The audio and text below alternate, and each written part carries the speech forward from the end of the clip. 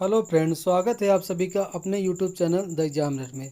तो दोस्तों, आज हम लोग सॉल्व करने वाले हैं एसएससी जेई का प्रीवियस ईयर पेपर, जो कि 26 सितंबर 2019 को मॉर्निंग शिफ्ट में कंडक्ट हुआ था।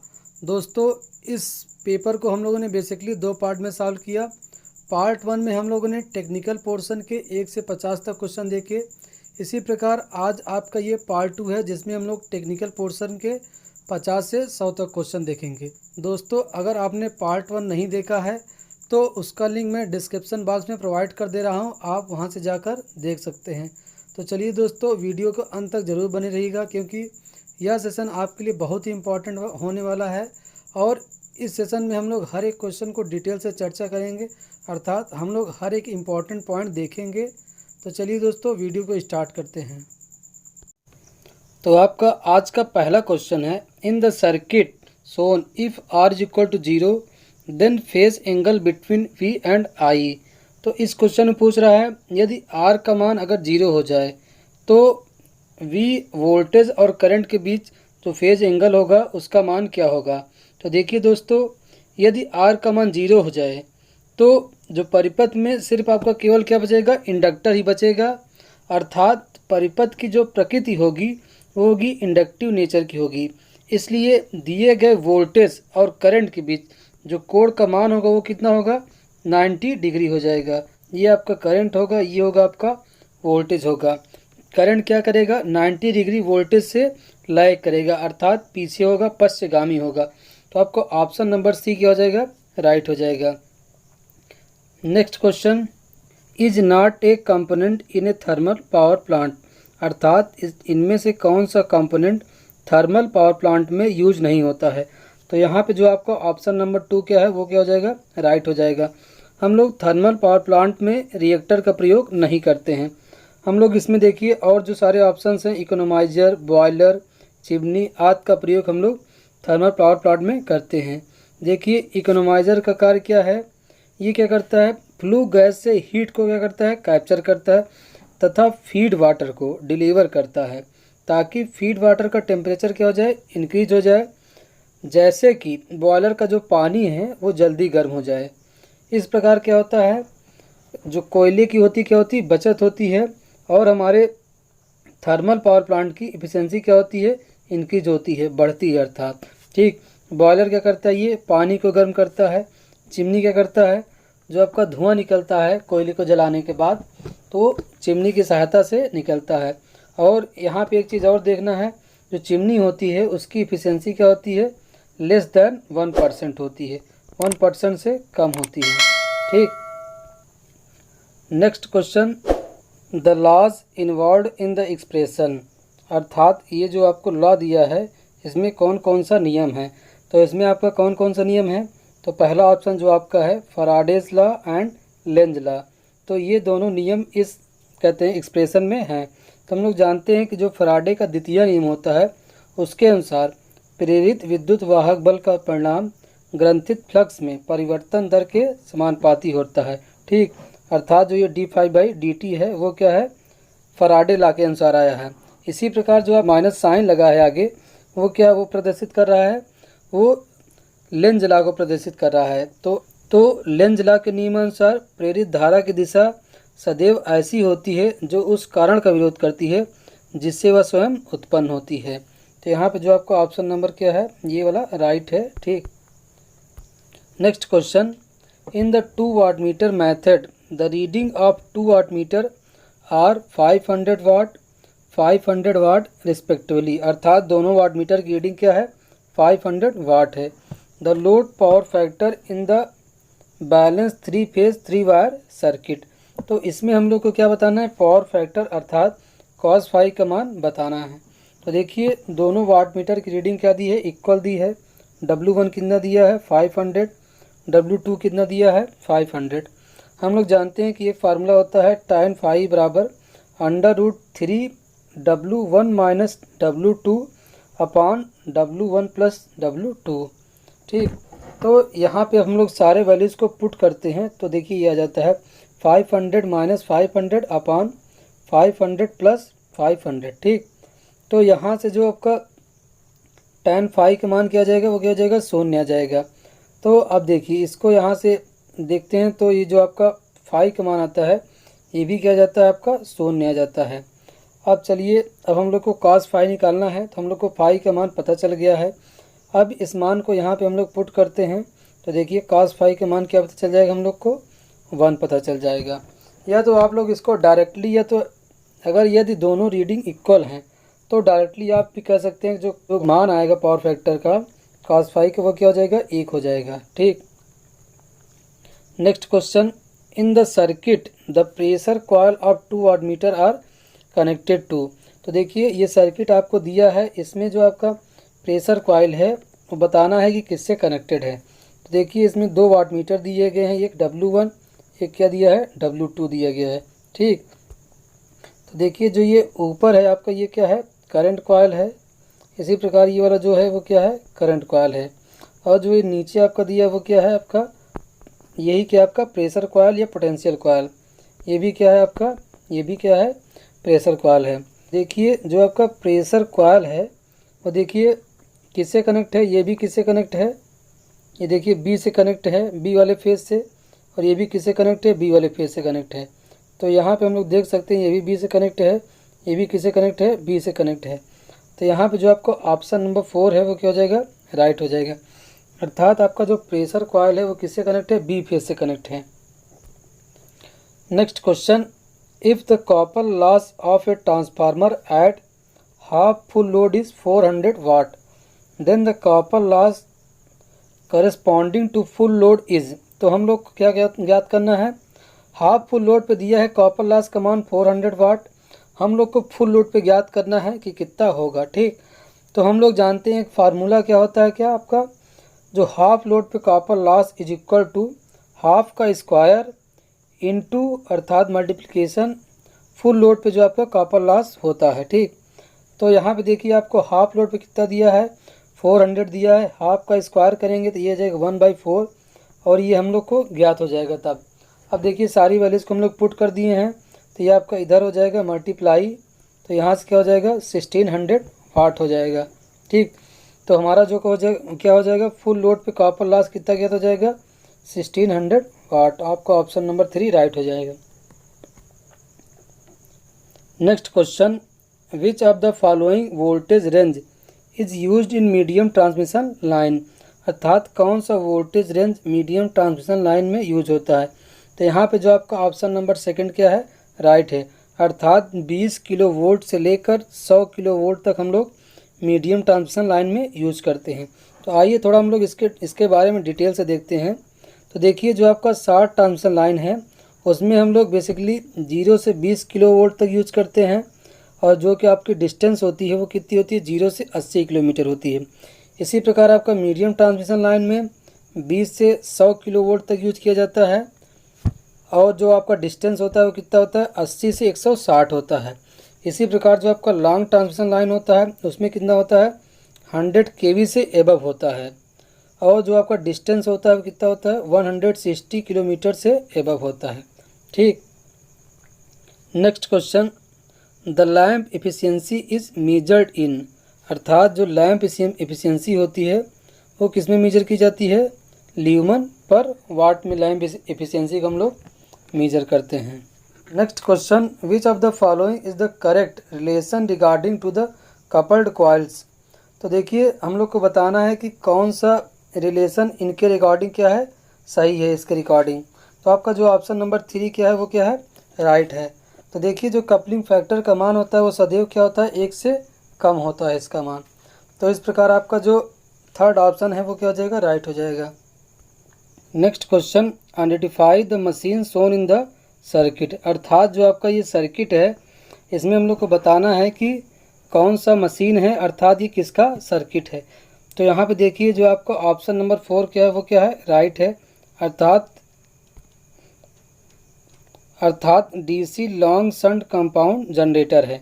तो देखिए इस प्रकार के जनरेटर में जो आपका आर्मेचर होता है और जो सीरीज़ फील्ड होता है इन दोनों को हम लोग एक साथ सीरीज़ में कनेक्ट कर देते हैं, तथा जो आपका शंट फील्ड होता है इसके समांतर में इन दोनों को कनेक्ट कर देते हैं, अर्थात इन दोनों को सीरीज़ को हम लोग इसके देखिए समांतर में कनेक्ट कर देते हैं। तो आपका इस प्रकार का संयोजन क्या कहलाता है, DC long shunt compound generator कहलाता है। ठीक। Next question, the Norton's current in the circuit shown below is. तो देखिए जो आपको सर्किट दिखाया गया है, जो दिया गया है, इसमें हम लोग को नॉर्टन करंट ज्ञात करना है। तो हम लोग क्या करते हैं, नॉर्टन करंट ज्ञात करने के लिए सबसे पहले जो आपका आरएल लोड होता है उसको क्या कर देते हैं, हम लोग शॉर्ट कर देते हैं बेसिकली। तो देखिए हम लोग इसको शॉर्ट करेंगे तो हमारा फिगर कुछ इस प्रकार का बन जाएगा और हम लोग को इसी में आईएन का मान ज्ञात करना है। ठीक।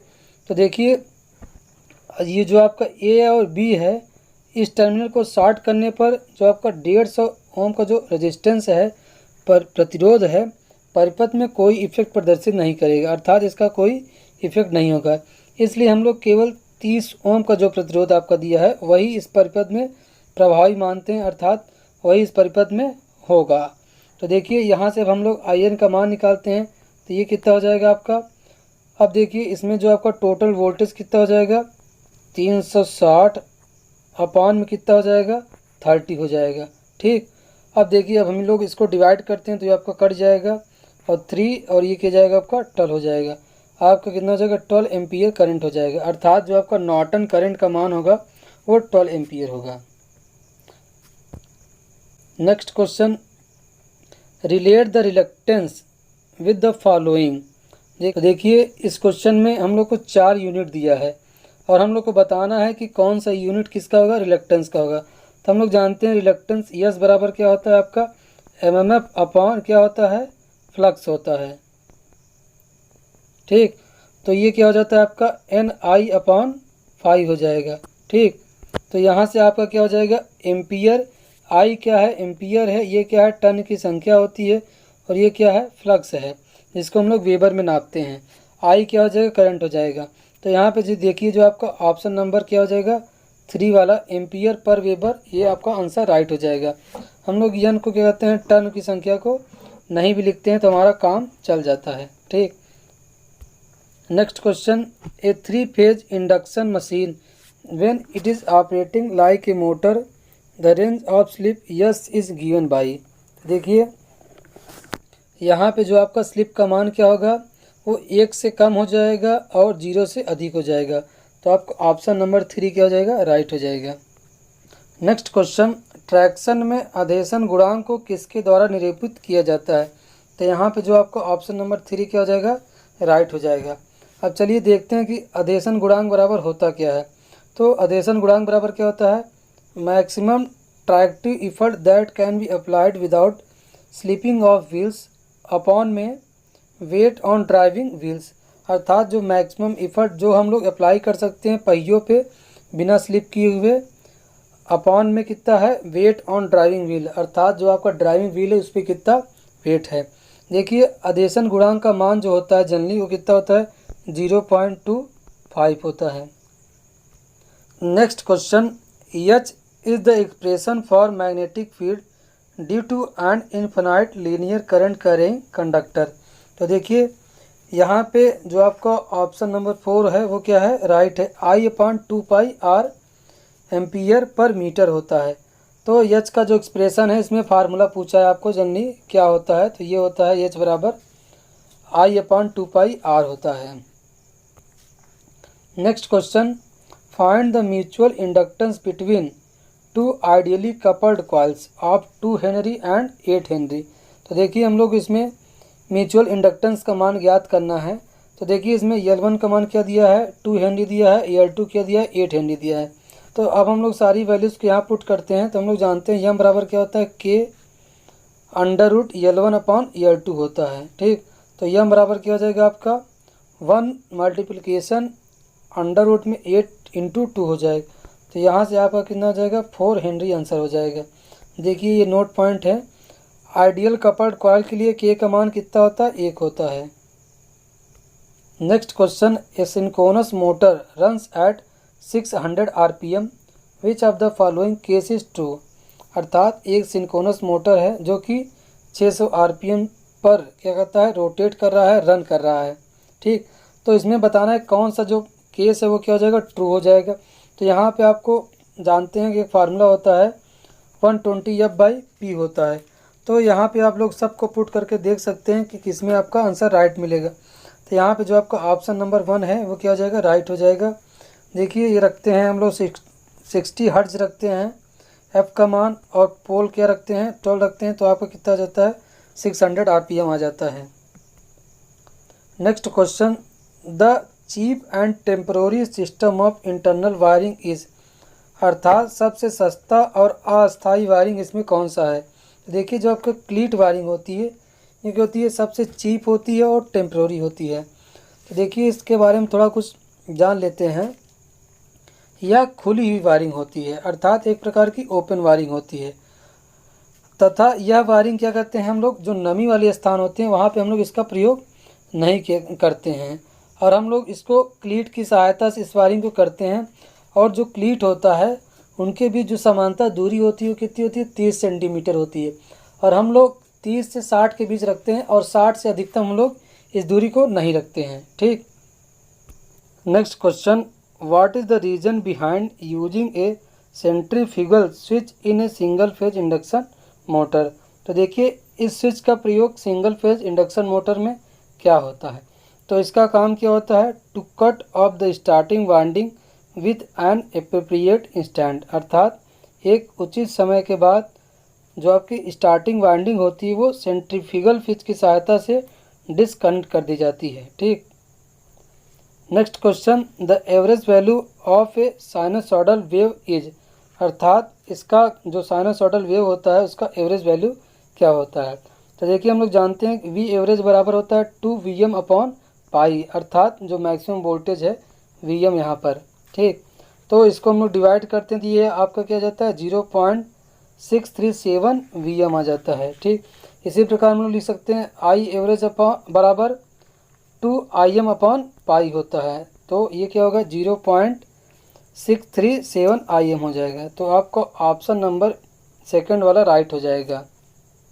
Next question, for a 3 layer stranded wire the number of strands in first, second and third layer respectively are, अर्थात एक 3 लेयर स्टैंडर्ड वायर में जो आपका पहला लेयर, दूसरा लेयर और तीसरी लेयर में कितने स्टैंड्स होंगे, अर्थात कितने कंडक्टर होंगे।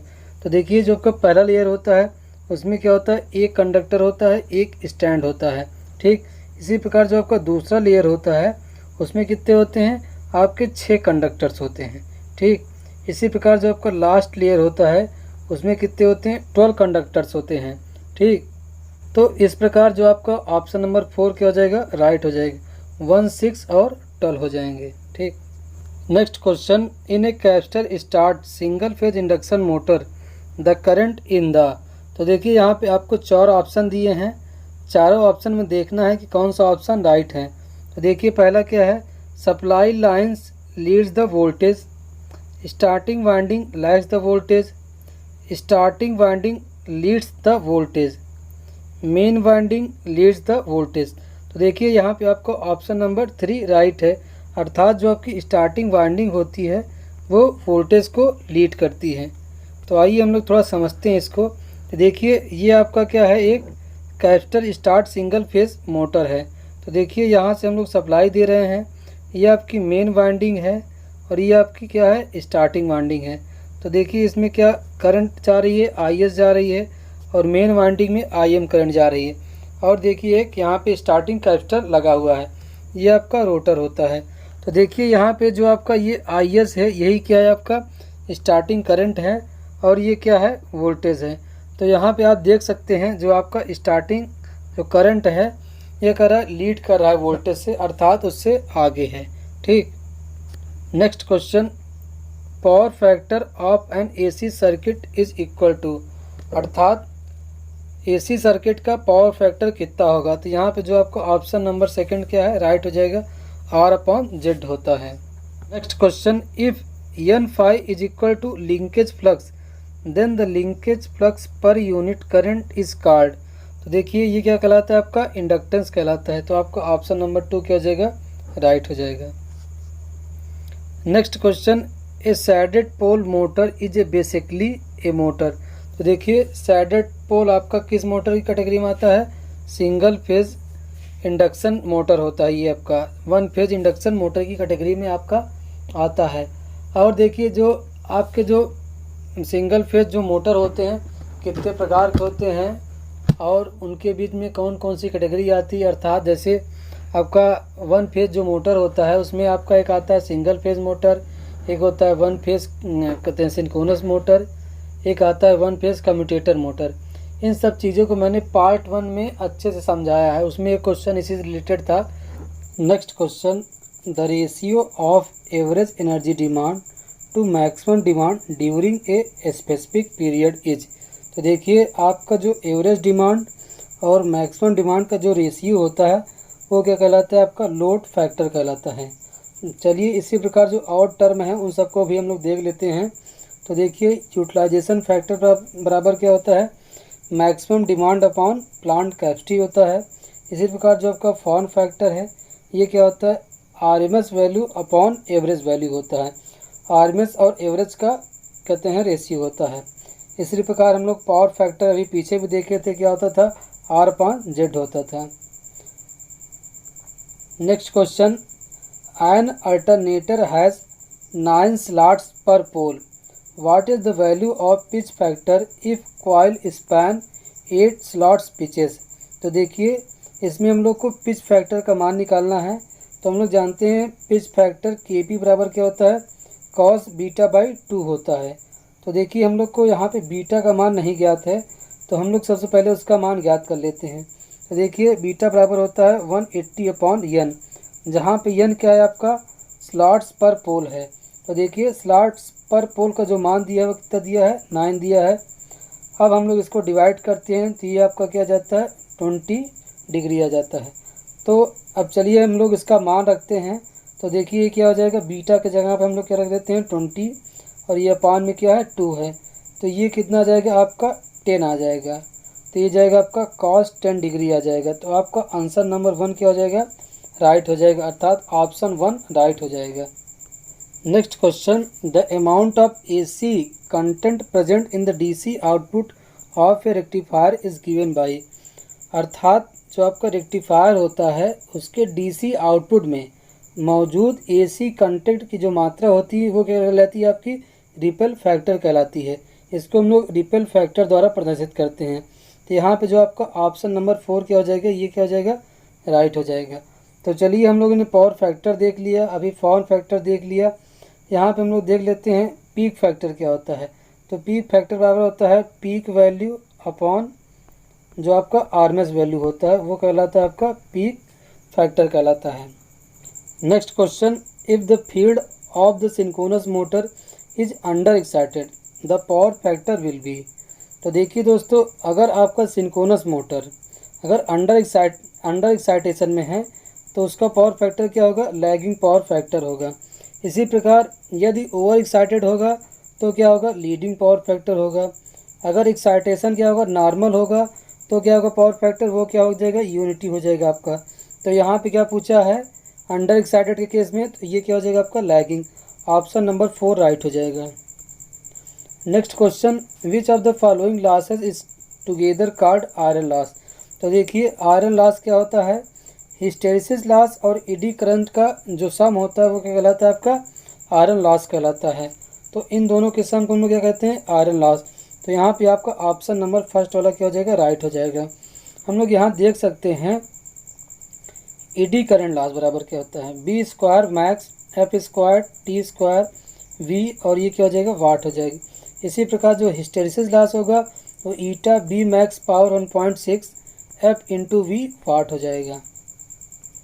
Next question, a single phase circuit power factor can be measured with N.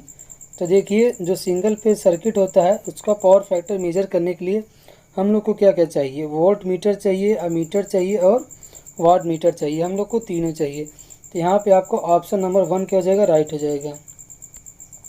Next question, opposes the change in the circuit voltage. तो देखिए जो सर्किट वोल्टेज होता है उसके चेंज का अपोज क्या करता है, आपका कैपेसिटेंस करता है। इसी प्रकार जो इंडक्टेंस होता है वो क्या करता है, इंडक्टेंस क्या करता है, करंट में जो चेंज होता है उसका अपोज करता है। ठीक। Next question, the below symbol which is used in a single line diagram represents. तो देखिए ये जो आपका सिंबल है वो किसको रिप्रेजेंट कर रहा है, तो ये किसको कर रहा है, पोटेंशियल ट्रांसफार्मर को कर रहा है। Next question, is it possible to have a current in a transmission line under no load condition. तो देखिए कह रहा है कि नो लोड कंडीशन में क्या यह पॉसिबल है कि उसमें कुछ न कुछ करंट की मात्रा हो, अर्थात उसमें कुछ न कुछ करंट फ्लो हो रही हो। तो देखिए ऐसा होता है क्योंकि कैपेसिटेंस इफेक्ट के कारण जो बगल वाली जो लाइन होती है उसमें भी कुछ न कुछ करंट होता है। अगर उस पर लोड ना भी हो फिर भी उसमें कुछ न कुछ करंट फ्लो करता है। जैसे ये आपका एक लाइन है, इसी के बगल एक लाइन और गई है। ये लाइन क्या है, नो लोड कंडीशन पे है, जबकि ये क्या है, लोड पे ऑपरेटिंग हो रहा है। तो जिसके कारण इसमें भी कुछ न कुछ करंट आ जाता है, उसको हम लोग कहते हैं capacitance effect. Next question, which of the following lamp has shortest life span in working hour. तो देखिए इसमें से कौन सा लैम्प है जिसका वर्किंग आवर सबसे कम होता है। तो यहाँ पे जो आपका पहला ऑप्शन है वो क्या हो जाएगा, राइट हो जाएगा। इनकैंडेसेंट लैम्प का सबसे कम होता है working hour. Is use to manufacture stay wire, earth wire and structural components. तो देखिए स्टे वायर, अर्थ वायर आदि चीज़ों को हम लोग बनाने के लिए क्या इस्तेमाल करते हैं, गैल्वेनाइज्ड स्टील। हम लोग गैल्वेनाइज्ड स्टील का उपयोग इसलिए करते हैं क्योंकि इसमें जंग नहीं लगता है। इस स्टील पर जिंक की कोटिंग करके इसको बनाई जाती है, इसलिए इस पर जंग नहीं लगता है, इसलिए हम लोग इसका प्रयोग करते हैं। Next question, which of the following plant experiences chain reactions. तो देखिए जो चेन रिएक्शन होता है वो किस में होता है, आपका न्यूक्लियर पावर प्लांट में होता है और किसी में नहीं होता है। Next question, motor is referred as a universal motor. तो देखिए आपका जो सीरीज मोटर होता है उसे हम लोग क्या कहते हैं, यूनिवर्सल मोटर होता है।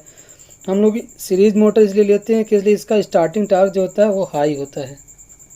Next question, prevention of interference with the neighbouring telephones line can be done. तो देखिए हम लोग इंटरफेरेंस को दूर करने के लिए जो आपकी ट्रांसमिशन लाइंस होती है उनका हम लोग क्या करते हैं, ट्रांसपोजिशन करते हैं। तो देखिए हम लोग ट्रांसपोजिशन इस प्रकार करते हैं, जैसे आपका ये ए फेज हो गया, ये बी हो गया, ये सी हो गया। तो हम लोग इस प्रकार ट्रांसपोजिशन करते हैं। ट्रांसपोजिशन करने से देखिए क्या फ़ायदा होता है, आपका जो इंडक्टेंस होता है और जो कैपेसिटेंस होता है वो क्या होता है, एक समान हो जाता है, अर्थात इक्वलाइज हो जाता है। इसी प्रकार अगला फ़ायदा क्या हो जाएगा, आपका जो वोल्टेज हो जाएगा वो भी क्या हो जाएगा, संतुलित हो जाएगा।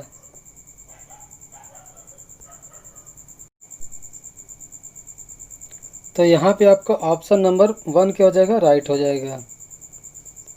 Next question, in transmission line the voltage regulation is negative whenever receiving end voltage V are.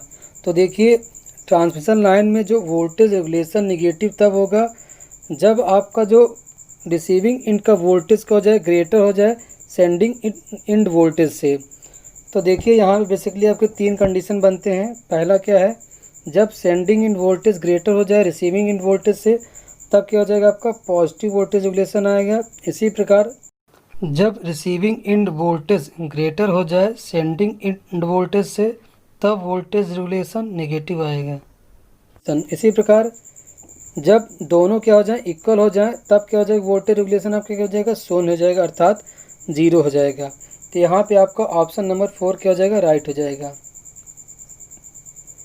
Next question, a 200 volt DC machine has armature resistance 0.5 ohm and its full load current is 20 ampere. Determine the induced EMF when the machine acts as motor. तो देखिए जब machine motor के रूप में कार्य कर रही हो तब हमें क्या ज्ञात करना है, इंड्यूस्ड ईएमएफ ज्ञात करना है। तो यहाँ पे आपका जो आर्मेचर करंट का मान जो दिया है वो क्या दिया है, 20 एम्पियर दिया है, रजिस्टेंस दिया 0.5 ओम, वोल्टेज दिया है 200 वोल्ट। तो देखिए मोटर के केस हम लोग जानते हैं कि V बराबर होता है IA RA प्लस EB होता है। देखिए हम लोग को सब चीज़ें ज्ञात है और यहाँ से हम लोग EB का मान ज्ञात कर सकते हैं। तो यहाँ से आपका EB का मान क्या जाएगा, 190 वोल्ट। तो आपका ऑप्शन नंबर 4 राइट हो जाएगा। Next question, extension of moving iron ammeter range can be done by using. तो देखिए हम लोग जो आयरन एमीटर होता है उसका हम लोग एक्सटेंशन कैसे करते हैं। तो हम लोग रेंज बढ़ाने के लिए शंट रेजिस्टेंस का प्रयोग करते हैं। देखिए शंट रेजिस्टेंस का तात्पर्य यह है कि जो समांतर में जुड़े प्रतिरोध से होता है, जो कि अमीटर के समांतर में जुड़ा होता है। अर्थात यहाँ पे जो आपका ऑप्शन नंबर 2 क्या हो जाएगा, राइट हो जाएगा। Next question, the function of condenser in thermal power plant is. तो देखिए जो कंडेंसर होता है वो क्या करता है, जो आपका पानी गर्म होता है जिसके बाद वो भाप बनता है, तो वो जो भाप वाला पानी होता है उसको कंडेंस करने के लिए, अर्थात उसको पुनः पानी में बदलने के लिए हम लोग क्या करते हैं, कंडेंसर का प्रयोग करते हैं। इसलिए यहाँ पे आपका ऑप्शन नंबर 3 राइट हो जाएगा। Next question, when the supply to the excitation fails the synchronous motor generator act like as. तो देखिए जब एक्साइटेशन फेल हो जाता है तो हमारा सिंक्रोनस जनरेटर क्या बन जाता है, इंडक्शन जनरेटर। देखिए ऐसा होता है क्यों, क्योंकि इस अवस्था में जो आपका सिंक्रोनस जनरेटर होता है वो रिएक्टिव पावर देने के बजाय क्या करता है, लेने लगता है। अर्थात ग्रिड को रिएक्टिव पावर देने के बजाय क्या करता है, लेने लगता है और एक इंडक्शन जनरेटर की बात व्यवहार करता है। Next question, is a tube that brings water to turbine. तो देखिए इसमें पूछ रहा है कौन सा ट्यूब है जो कि पानी को टरबाइन तक ले जाता है। तो यहाँ जो आपका ऑप्शन नंबर 2 है, पेन स्टॉक। पेन स्टॉक क्या करता है, ये पानी को टरबाइन तक ले जाता है। तो आइए हम लोग देखते हैं कि पेन स्टॉक क्या होता है, इसका प्रयोग कैसे होता है।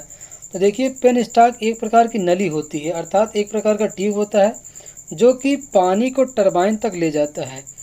दोस्तों पेन स्टॉक जो जनरली बना होता है वो किससे बना होता है, स्टील से बना होता है, ठीक।